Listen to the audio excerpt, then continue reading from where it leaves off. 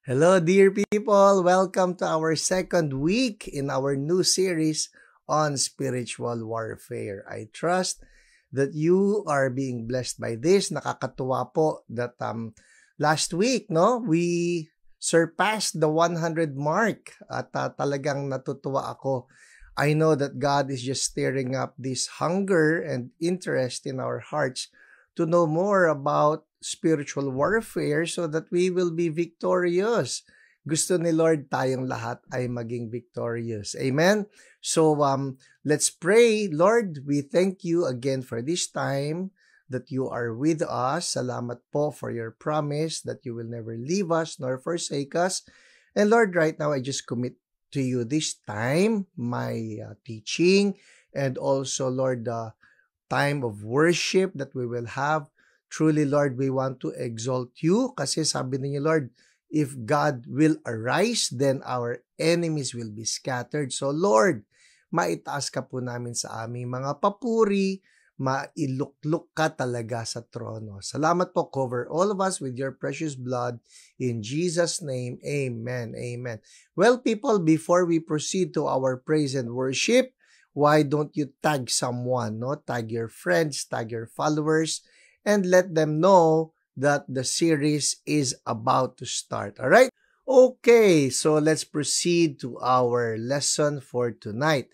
By the way, this will be more of a teaching, no? Hindi po ito masyadong preaching type na nagsisermon ako, but this will be teaching and we will be looking at some passages in the Bible. Kaya wala ako ngayong point 1, 2, 3, all right? But I trust that through this teaching, many of us will be equipped and that we get to be victorious in our warfare. So, for tonight, ang gagawin po natin, we are going to look at the enemy.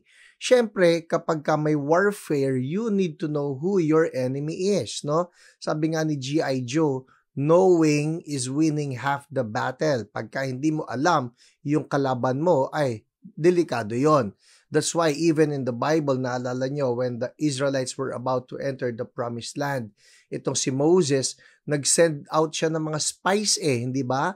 The spies were sent so that they will get to know ano ba itong lupa, ano yung terrain, anong klase yung mga tao, ano yung mga weapons nila. Importante po yan, no? Sa panahon natin ngayon, ang tawag dyan intelligence, no? Na itong military, it's a military parlance or language na kung saan inaalam mo sino ba yung kaaway, ano ba yung strength niya. Para sa ganon, when we get to fight against him, tayo ay equipped na at hindi na tayo nangangapa. Alright? Alright, so with that said, let's begin. First, there are two things no, that I want us to be aware of with regards to spiritual warfare. Dalawang extremes po ito that we're supposed to avoid. Alright? Two extremes in spiritual warfare. Number one extreme is ignoring the enemy. I've heard this said, marami po actually yung mga kontra sa spiritual warfare, kontra sa deliverance. Ito yung linya nila palagi. Huwag mo na lang pansinin ng kaaway. O kaya wag mo na lang pansinin si Satanas o wag mong pansinin ang demonyo. Hindi ka naman niya ginugulo Alright? So ang kanila po, when we get to study spiritual warfare, they're saying we're giving undue recognition sa kaaway. Mali po yun, no? Hindi ito tama na sabihin natin, wag na lang natin silang pansinin para hindi na tayo guluhin. Ang totoo po niyan, pansinin natin sila o hindi, dati na silang nanggugulo. Dati na nila tayong ninanakawan, dati na nila tayong sinisira, dati na nila tayong binibigyan ng sakit, dati na nilang sinisira yung pamilya natin, dati na nila tayong ninanakawan sa atin pong businesses, kaya yung prosperity nawawala sa atin. Remember, the Bible says that the thief, that's the devil and all of his demons, the thief has come to steal, kill, and destroy. So, for us to be saying, don't mind them, no? Just ignore them. Hindi ka nila guguluhin. Yun po ang gusto ni Satanas, that we ignore him. All along, nagnanakaw siya sa atin. Alright? Naalala ko, dito po sa bahay namin, buhay pa si Mascot, at so, we had two dogs. Alright? Si Mascot, si Pebbles. Ako po ang, well, hindi naman designated na magpakain sa kanila, pero parang ganun na nga, no, na ako yung laging nagpe-prepare ng food nila. And so I get to feed them at night, no? Papakainin ko sila. At ako masayang-masaya na pagka sa umaga, ubos na yung food nila. So I'm really happy na, uy, gusto nila yung food na pine-prepare ko.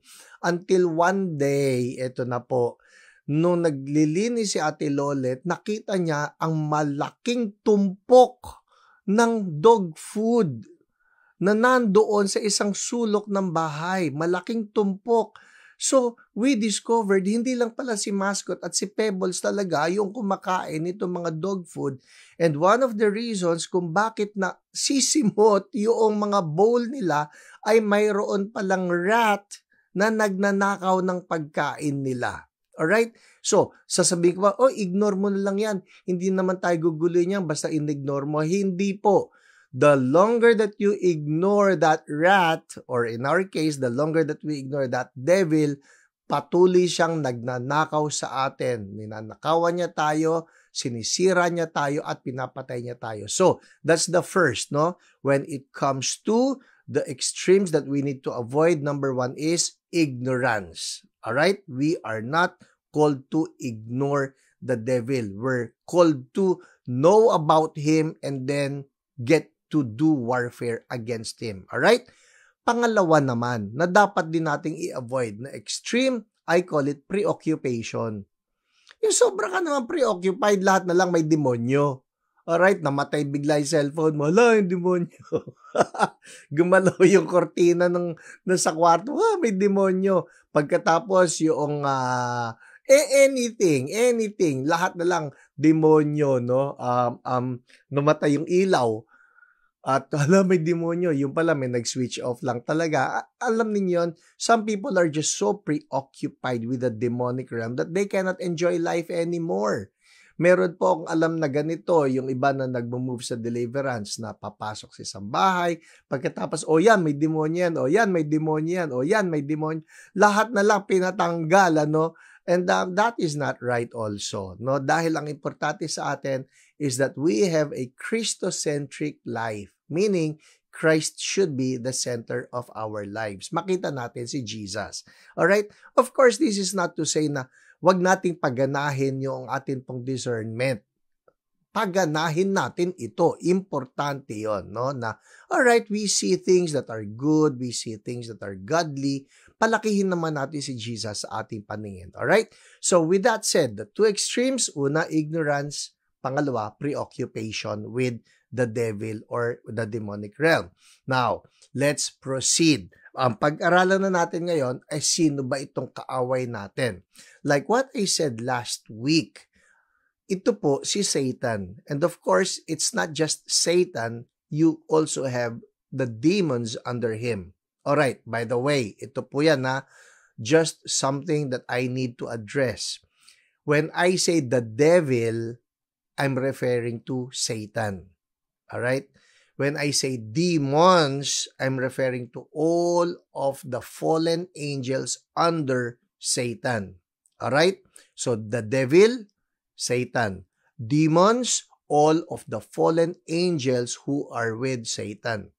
Ba't kailangang sabihin yun? Kasi po ito sa King James Version, alright? And you get to hear some preachers do this. Si Benny Hinn, lagi ko naririnig ito. The devil, kunyari sabihin niya, you devil off, you devil off. Yun po ay hindi mga devil, isa lang ang devil. Si Satan yon. Alright? Si Satan ay devil, yung mga nasa ilalim niya ay demons. Ang problema po ng King James Bible kasi, pati po yung demons, tinranslate niya as devil. Kaya ang dami-dami ng mga devil, pero ang tunay niyan, isa lang ang devil, that is Satan, and then all of the demons under him, those are not devils, those are demons. Alright? Well, just a matter of terminology. Okay, game! Ito na po. I-expose natin sino si Satan. Una, tingnan natin yung kanyang origin. Let's look at the origin of Satan. Okay. I told you last week that God created everything good. Actually, God created everything. So, yung mga pilosopo, sasabihin lang, di si God din ang nag-create kay Satan. Hindi po. God did not create Satan, but God did create a certain angel whose name is Lucifer. Yun po yun. So dali, Pastor, hindi ba si Lucifer siya si Satan? Well, he did not start out as Satan. He started out as Lucifer. And magugulat po kayo, yung pangalan lang na Lucifer itself is actually a good name. Yun nga lang, wag niyo na po papangalanan yung anak ninyo na Lucifer. Not anymore, alright? Alam na natin, demonic yun eh. Pero Lucifer was a creation of God. So, let's start with that. Yung origin ni Satan who was Lucifer, meron pong ilang passages that I will be sharing with you for tonight. The first is in Ezekiel chapter 28, verses 12 to 19. Okay? Ezekiel chapter 28, well, we can start in verse 11 down to verse 19. Ang sabi rito, "The word of the Lord came to me, Son of man, take up a lament concerning the king of Tyre, and say to him, this is what the sovereign Lord says." Now, pansinin ninyo, ito si Prophet Ezekiel, inutusan ni Lord to write a lament. Ano yung lament? It's a sad song. Malungkot ito. Bakit?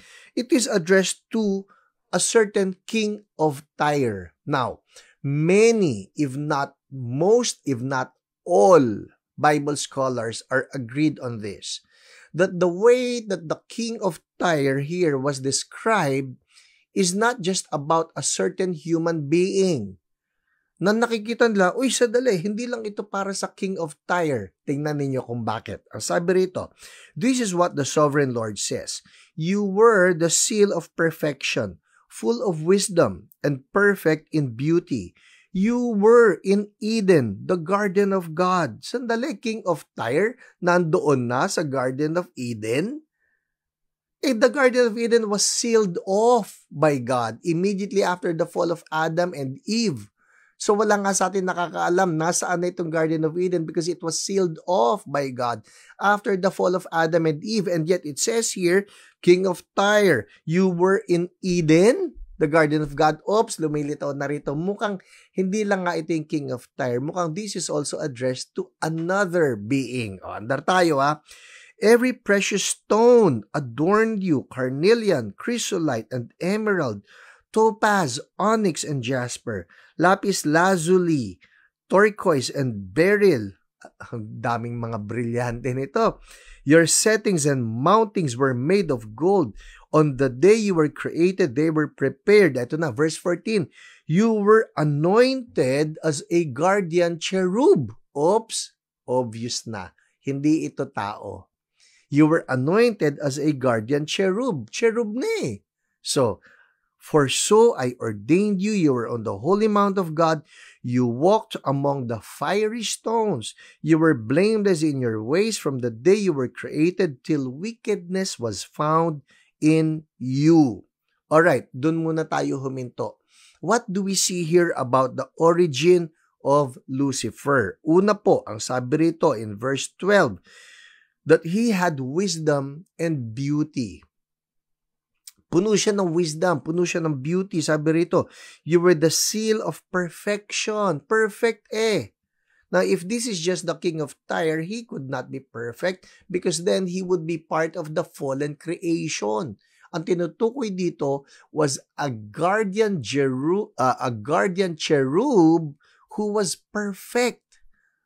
Perfect. So, did God create Lucifer perfect?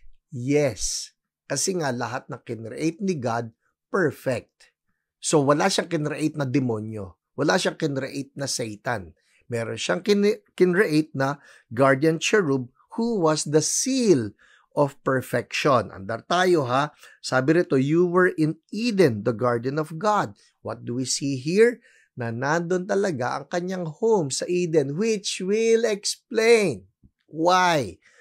When God placed Adam and Eve in the Garden of Eden, may lumitaw na isang enemy. And that's the serpent. Now, the way we understood the serpent, kung Genesis 3 lang ang titingnan natin, it would seem like it's an ordinary snake. Pero hindi eh. pagka kinross-reference mo ito, like here in Ezekiel chapter 28, and also get to cross-reference it in the book of Revelation, nakikita natin that that serpent was not just a snake or an ordinary snake. It was actually this Lucifer who has been thrown down from heaven down into the Garden of Eden. Andar pa tayo ha. Ang sabi rito, your settings and mountings were made of gold. Punong-puno siya ng mga brilyante sa katawan at yung buo niyang pagkatao, pagka-demonyo, pagka-angel, hindi pagkatao, yung buo niyang being. It was just so precious. Ang sabi rito, on the day you were created. So there you go. Lucifer is a created being, created by God, and created good. Alright? Ano pa sinasabi rito?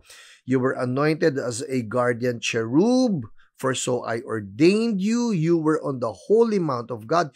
You walked among the fiery stones. Ang sabi po ng marami ng mga Bible scholars, ang fiery stones here would actually be the same angels. The fiery stones, nandun sila. You were blameless in all your ways from the day you were created till wickedness was found in you. Ito na po. He was perfect and then he fell. Bakit siya nag-fall? Bakit siya nag-fall? It's here in verse 17. Ang sabi po sa verse 17, your heart became proud on account of your beauty, and you corrupted your wisdom because of your splendor. So I threw you to the earth. I made a spectacle of you before kings. Ibinagsak siya. Bakit daw? Kasi raw, your heart became proud. So let's look at this creature again. He was perfect. He was perfect. He was created by God as the best. And sabi nga ng marami ng mga scholars, Bible scholars, they say that it's possible that Lucifer actually held the highest position in heaven, second only to God, of course, but then again, higher than Michael and Gabriel. Posible raw. Kaya ang problema nitong anghel na ito, nung nakita niya, oh, I am so perfect, I'm so beautiful, your heart became proud on account of your beauty. I'm so perfect, I'm so beautiful. Ang sabi rito, you corrupted your wisdom. Kanina sabi, he's full of wisdom. Ngayon, corrupted na yung kanyang wisdom because of your splendor. So, the origin of Satan, based on Ezekiel chapter 28, is that he's a guardian cherub. Oh, by the way, side note, naalala nyo yung Ark of the Covenant? And then, on the top of the Ark of the Covenant, it's like a cube. Mag-imagine po kayo ng cube. Ark of the Covenant is symbolical of the presence of God. Naalala nyo, what is covering the mercy seat po ang tawag doon sa ibabaw na yun. The mercy seat of the Ark of the Covenant. What is covering it? Two cherub na nakaganon. Isa doon, si Lucifer. He's the guardian cherub. As if sidekick siya, kanang kamay siya ni God. That was him before the fall. Now, let's look at another passage in Isaiah chapter 14. Doon naman tayo. In Isaiah chapter 14 verses 12 to 15, makikita natin, here's another passage that is actually a reference to who Lucifer was. Dito po, medyo pinangalanan na siya. Medyo. I'll explain to you later, alright? Basahin ko sa inyo. This is from the NIV. Sabi ng NIV, how you have fallen from heaven, morning star, son of the dawn. You have been cast down to the earth. You who once laid low the nations, you said in your heart, I will ascend to the heavens. I will raise my throne above the stars of God. I will sit enthroned on the mount of assembly, on the utmost heights of Mount Zaphon. I will ascend above the tops of the clouds. I will make myself like the Most High. But you are brought down to the realm of the dead, to the depths of the pit. Alright?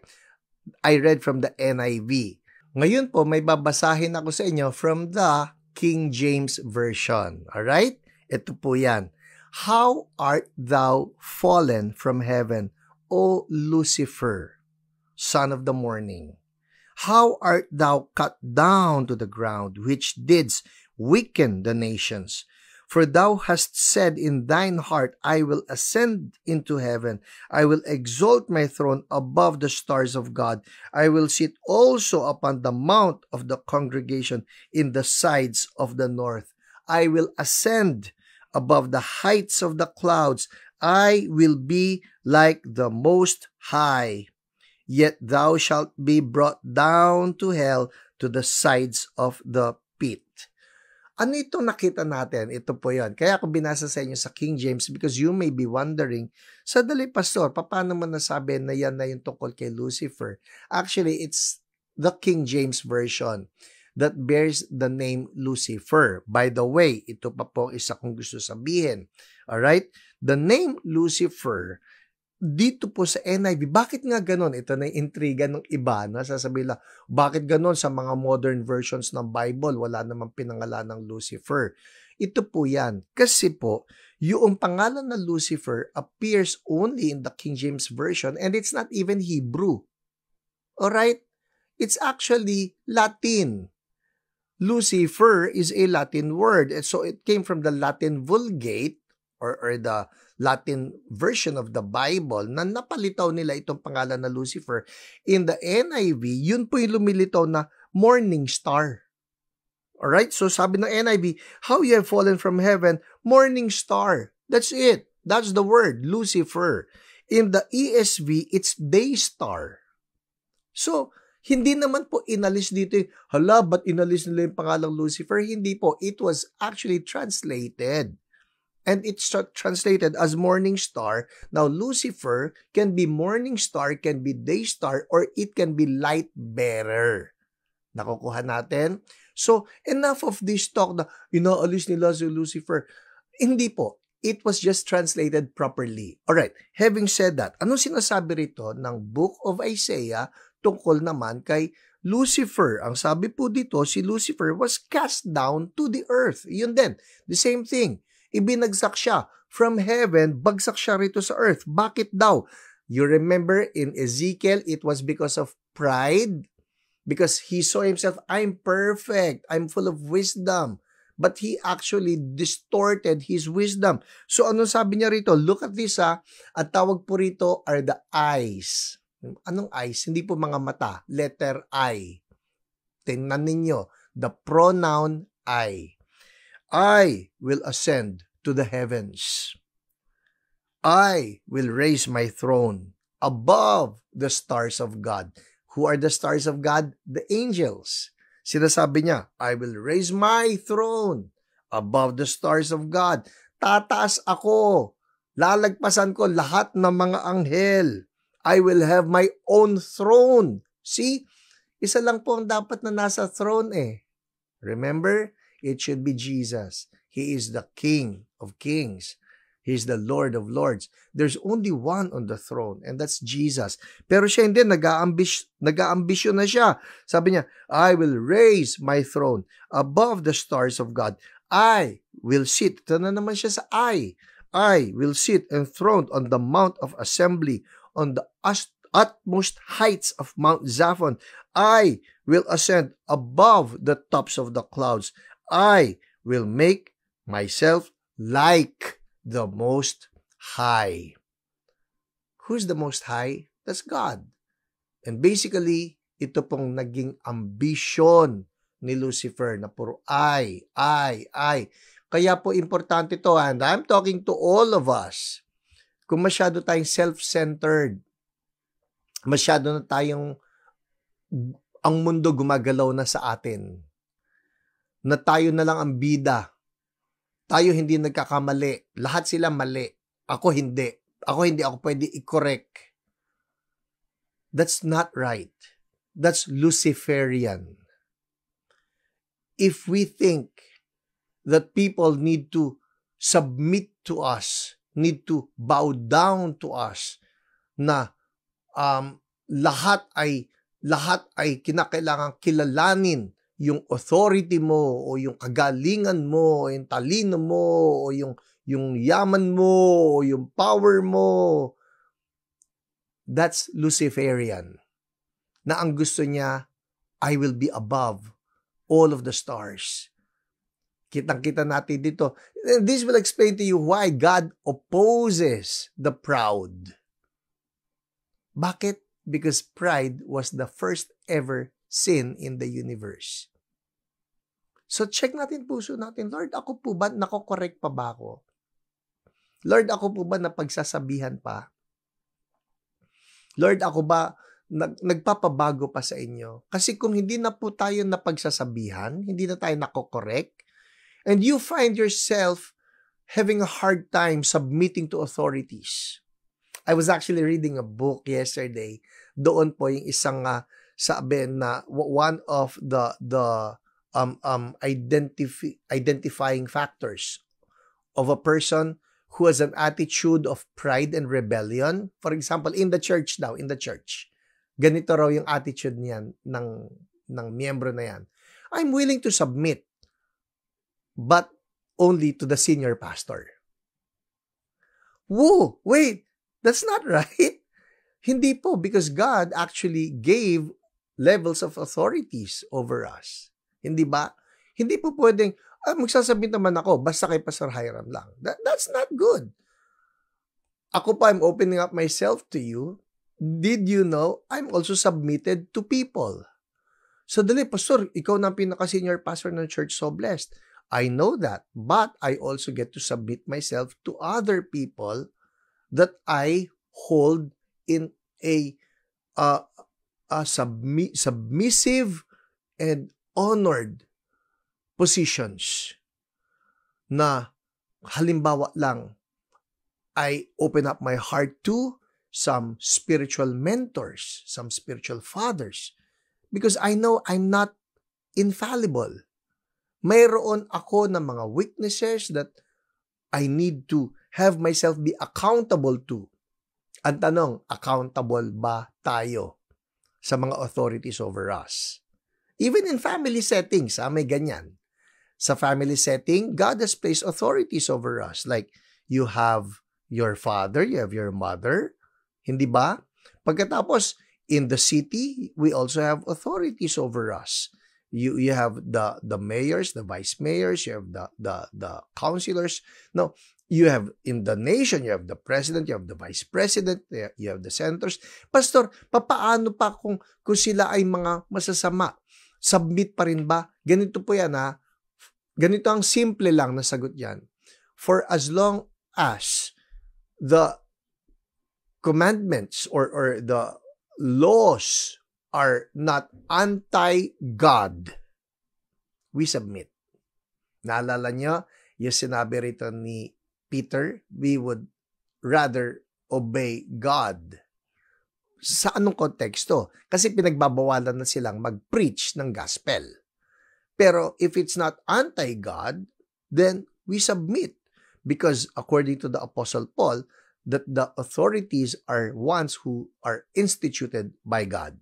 Nakukuha natin? Minsan may kurot pero that's how we get to humble ourselves as well. Huwag tayong gumaya kay Lucifer. Amen? Isulat nyo nga lang dyan, isulat nyo dyan, I will submit. May kurot itong tinatype ko, Pastor. Well, you know what? When we submit us unto the Lord will also honor us. Amen. All right, let's move on.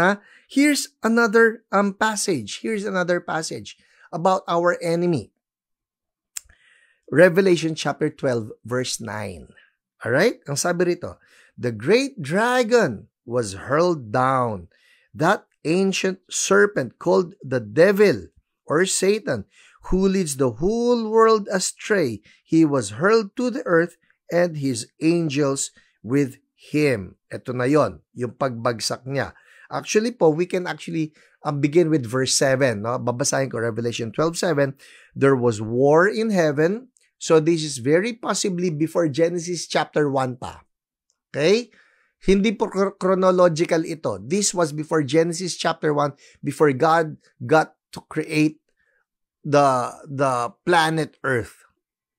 Ang sabi nga ng iba, it could have happened between Genesis 1:1 and 1:2. Ang tawag po nila rito, the gap theory. Ano yung gap theory?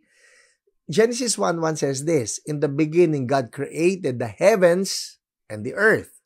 Now, the heavens would have all of the angels. Alright? Wala pang rebellion na nangyayari dyan. So, in the beginning, God created the heavens and the earth. And then, verse 2, ano sabi ron? And the earth was without form and void. Alright? And darkness was over the surface of the deep. So, paano nangyari ngayon? God created the heavens and the earth. It should be perfect. Yes, it should be perfect. Pero bakit pagpasok ng verse 2, and the earth was without form and void? Nasira, naging empty, naging void, naging dark. What happened? Sabi ng iba, between verse 1 and verse 2, the fall. Dito ng rebellion nangyari. And so Satan was cast to the earth, thus destroying the earth. And so God had to recreate the earth para sa ganon, gumanda uli ito. And there was paradise. Nakukuha natin? Well, it's gap theory. No, I'm not going to be dogmatic about this. But suffice to say, sabi rito, there was war in heaven. Michael and his angels fought against the dragon, and the dragon fought and his angels, and prevailed not. Binabasa ko pala King James. Neither was their place found anymore in heaven. Bagsak sila. No? Bumagsak dito si Lucifer, who is now called Satan. And of course, last verse for tonight, Luke chapter 10, verse 18, si Jesus na mismo nagsabi, I saw Satan fall like lightning from heaven. Of course, he was just recalling the past. And in the context na yung mga disciples kasi niya nagbalikan sa kanya, tapos sabi, Lord, ang dami naming na ipag-pray na naggumaling sa mga sakit nila. Lord, ang saya-saya nila because many people believed in the good news. You remember, sabi rito sa verse 17, let's backtrack a bit. Luke 10:17, and the 70, all right, and the 70 returned again with joy, saying, Lord, even the devils, ayun na, King James, even the devils, all right, are subject unto us through thy name. And Jesus says, I saw Satan fall like lightning from heaven. Para sabi Jesus, bumagsak uli si Satanas. I think that's a good way of closing this teaching tonight. Na kapag tayo po, we evangelize people, we go out, we share the gospel with people who have not known Jesus yet, and they get saved, and we pray for the sick, and they get healed, and we're casting demons out, and they get delivered. Jesus is telling us, alam niyo, ganyan-ganyan ang pagbagsak ni Satan from heaven. Every time we preach Jesus, every time we heal the sick, every time we cast out demons, Jesus is saying, Satan is falling like lightning again from heaven. Sino sa inyo gusto ninyo makita laging bumabagsak si Satan? Palagi. Paano yan? Just advance the kingdom of God, share Jesus with people, and bring the lost to salvation. Amen? Well, I hope we learned something tonight. Natutunan natin ano yung mga extremes to avoid at nakita natin ano itong origin ni Satan. So, with that, let's pray. Lord, salamat again for this time that we learned from your word. We thank you, Holy Spirit, for your ministry of teaching. Thank you for just guiding me even in sharing these truths to my brothers and sisters. Lord, ang gusto namin, we will always see Satan fall like lightning from heaven. Bumagsak siya through your name, that many will be saved, that many will be healed, and that many will be delivered because Jesus, you are the one who has won the victory. In Jesus' name, amen, amen. Well, people, walang aalis because we will proceed to our prayer time right now. All right? All right, as we begin our prayer time, humingi po tayo ng tulong kay Holy Spirit because the Bible says that we don't know how to pray and we don't know what to pray for, but that the Holy Spirit will pray through us. So, Holy Spirit, I'm asking right now for me and for my brothers and sisters who are watching right now, oh Lord, would you help us to pray? Lord, ignite the fire in our hearts that we will just pray according to your will and according to your word. Salamat po. In Jesus' name, amen. Alright, so to begin our prayer items, ang unang-una po natin will be to pray for the world. Unahin natin yon. What do we pray for the world? We pray that there be revival. Kailangan po natin ng revival. I don't know if you have been watching the news or reading the news, pero talaga pong sa buong mundo nagkakaroon ng pagbaligtad ng mga morals. Baluktot, no? In Isaiah chapter 5 verse 20, and this is the verse that we are going to invoke today. Ang sabi rito, woe to those who call evil good and good evil, who put darkness for light and light for darkness, who put bitter for sweet and sweet for bitter. In short, as sinasabi rito, may mga tao na tatawaging mabuti yung masama at tatawaging masama yung mabuti. And it's happening right now. Kung paano pong binabaligtad ng mainstream media, and this is also a word for all of us. Don't just believe what you get to watch on the news, dahil maging ang news po, marami po ngayon, mainstream media lalo na, ay talagang fake ang mga tinuturo. Like for example, ito na lang, case in point, what happened in Israel na sila na yung nilusob no October 7, almost 2 years ago. Sila yung nilusob at sila yung pinatay, more than 1,200 na mga Israelites, at kinidnap yung marami sa kanila, ni-rape yung mga babae, pinugutan yung mga bata mercilessly, and up to now there are still hostages that are with the Hamas, and yet you watch the news and it will sound like ito pa pong mga Hamas na ito ang victims. That is calling evil good. So we need that. And also, just to update you, sa Europe po, there is a mass raping that's going on right now of the women, the Western European women. At ang gumagawa nito are some of these migrants. Ang tawag nila migrants, but these are just criminals. I don't know how they can get away with this, pero baluktot na po ang morals, and mainstream media is not showing this to us. Alright, let's pray. Lord, kailangan po namin ng revival. Oh Lord, Holy Spirit, we pray for another wave of revival to come upon the nations. Lord, we pray for the leaders of the different nations. Lord, they are blinded, Panginoon. They are causing that the morals of the nations are just collapsing.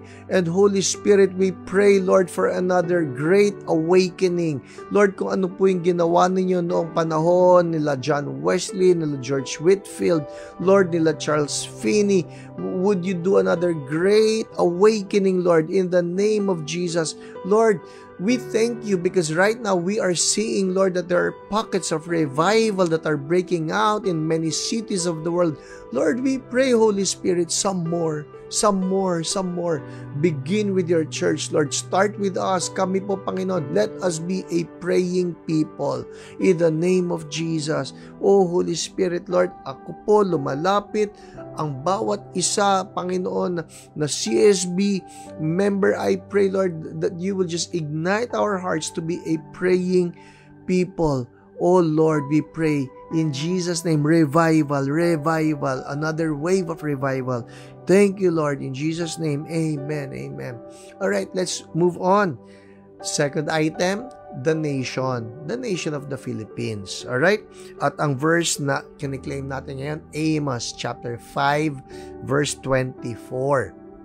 Ang sabi rito, but let justice roll on like a river, righteousness like a never failing stream. Gustong-gusto po ni Lord ito, justice and righteousness. Bible says that righteousness and justice are the foundations of His throne. So Lord, we pray, let justice roll on like a river, let righteousness like a never-failing stream. Panginoon, you know all things. Kayo ang nakakaalam kasi po ngayon ang dami-dami na ng mga turuan, ang dami na nung mga pag-claim na inosente kami at sila yung may kagagawa nito. But Lord, you know, that's what's so good about you. You know, you are omniscient, you're all-knowing. And Lord, we pray in the mighty name of Jesus, keep on exposing the evil. Lord, would you raise up more righteous government people, more righteous business people. In the mighty name of Jesus, Lord, would you just pull down this demon of corruption, this demon of mammon who has been in control of the culture. Lord, it has become a culture. And right now, we ask that you forgive, Lord God. Salamat, Panginoon, because you're not giving up on our nation. Ina-expose ninyo itong corruption na ito. Lord God, we pray, magmula po sa pinakamataas hanggang sa pinakamababa, that there be a new culture, and that's the culture of heaven.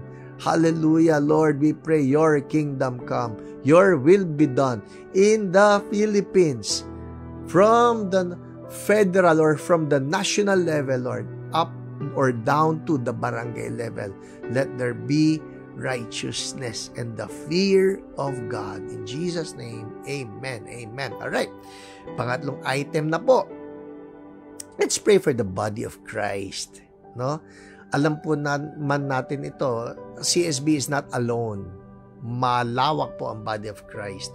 And right now, we're just declaring unity for the body. The verse is 1 Corinthians 12:12. Just as a body, though one has many parts, but all its many parts form one body, so it is with Christ. Lord, salamat sa body of Christ. Salamat sa iba't iba na mga churches, iba't iba na mga denominations, iba't iba na mga fellowships.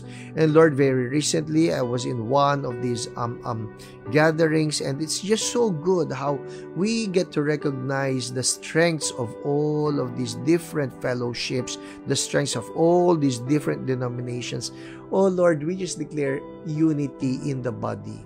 Lord, be it malalaki na mga denominations or maliliit lang na bago na mga church plants, we pray, Lord, that there be no spirit of competition, only the spirit of cooperation and honoring. Lord, we declare love for the body. We declare love for the different pastors, the different bishops who are all included in that one body, Lord God. Thank you. We speak, Lord God, strength in unity. In Jesus' name, amen, amen. And finally, ito na po. Pag-pray natin ang CSB. Pag-pray natin lahat, ang mga pastor. Ako po, hindi lang. For those of you who may not know, yes, I am the senior pastor of CSB, the founding pastor of CSB, but we have more than 100 pastors of Church So Blessed, no? Dito po yan sa Pilipinas at sa labas ng Pilipinas. Pinagpipray niyo po ba kami? Sulat niyo nga dyan, opo. Okay, we're praying for you. Pag-pray natin ang CSB, pag-pray natin ang lahat po ng mga ministers ng CSB. Oh, we pray for the anointing of the Lord upon us, all right? And that the Lord will find us faithful to the call to evangelize and to disciple, all right? Lord, thank you because you continue to entrust Church So Blessed to be your people who will keep on advancing the Great Commission. Oh Lord, we ask in the name of Jesus, kumilos po kayo sa amin. Lord, fan the flame in our hearts. Fan the flame some more, Lord. Hindi kami maging paandap-andap lang o yung ningas kugon. Oh Lord, fan the flame in our hearts and let there be obedience to the Great Commission for us to go and make disciples of all nations. Oh Lord, we pray, not just for QC, but even for all of the daughter churches, multiplication of disciples. And we thank you, Lord. We commit CSB to you. In Jesus' name, amen, amen. All right, well, that's it for us tonight. I trust that you're enjoying ito pong ating new series on spiritual warfare, and spread the word because God wants to raise an army of warriors among us. All right, I'll see you again on Sunday. God bless everybody.